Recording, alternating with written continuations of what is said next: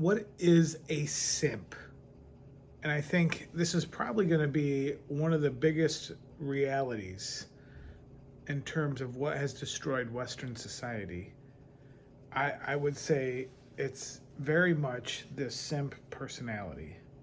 So if you can imagine, 1,000 years ago, the the hunter gatherers had to go out of the tribes, kill food, survive, live in harsh conditions, and bring back food for their family. So the strongest really would be the ones that had the most dominating sexual opportunity.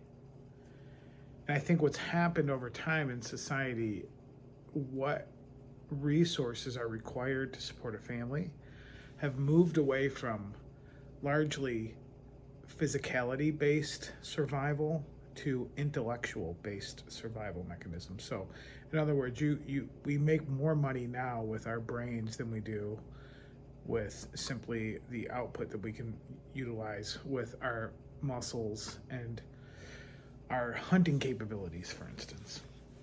What that's created, though, unfortunately, is a dynamic shift in who has the domineering voices in society when it comes to male and female relationships.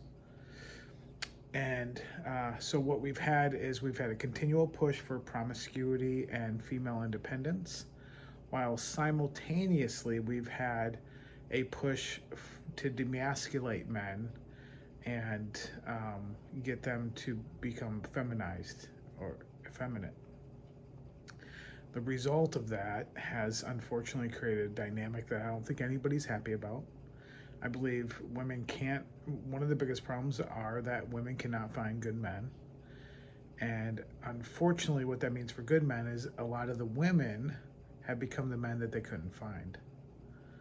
And so that leaves us in a dynamic that's interesting and difficult. And now some of the loudest voices in society are going to be simps. We all at some point typically are simps, and it takes usually some heartbreak or just some harsh truth of reality to smack us upside the head for us to realize what we're doing. And it's really hard. There's many different people that have different definitions of simping. uh, Kevin Samuels talks about it's the person that is basically doing everything that the woman wants, giving her all the attention that she needs, and pretending whatever he has to say is unimportant, and pretending like everything she loves he loves. Totally paraphrasing. Dr. Robert Glover talks about being inauthentic. It's somebody who just simply is not truly themselves. Jules he's one of the friends of the Tate brothers, the Sartorian shooter. He talks about how he doesn't trust men who are over infatuated with women. And I think if we bring all of this together, those main three sources, I think what we'll come to is they're men that abandon their own truth. They probably haven't even established what they want in life, and therefore they're at the whim of whatever the woman wants. And we've all, I have family and friends that once there's a woman who's interested in them, they will give up their own identity. They will transform themselves into whatever she wants them to be. Unfortunately, that kills attraction. I understand the motivation for it, but it absolutely destroys any hope for the relationship to exist. What you need to do as a man, and what I had to do and am continually on a journey of doing, is to become very authentic and unapologetic with our wants and needs. And sometimes that will cause a relationship to end pretty abruptly. But being direct and assertive, while at the same time having some common sense, really goes a long ways, because it adds a level of security and safety, knowing that you are in control of yourself and not at the whim of everything that she says, thinks, or needs. And so in order for you to be successful with women, you have to first begin to identify who you are.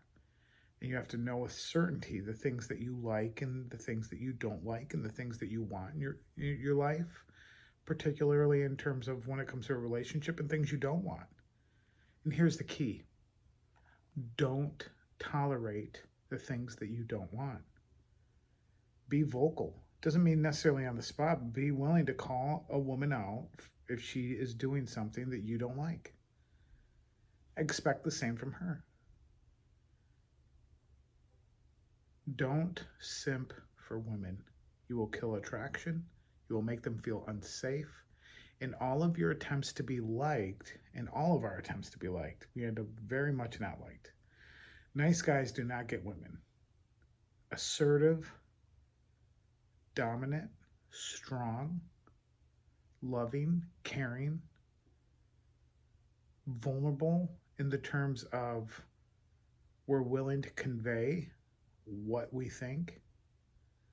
Those are the things that are healthy in a relationship. Now, you can take each one of those attributes to a very illogical conclusions, domineering to where you're abusive, or transparent where you feel that you need to say everything at every situation. But it all boils down to authenticity, genuineness, and actually wanting to preserve the relationship by actually saying what you feel and standing up for yourself. Those are the things that will breed a healthy relationship. And so going forward, I want to just encourage us all to begin to look for ways to be more authentic and to begin to say what we feel and what we think when it's appropriate and necessary.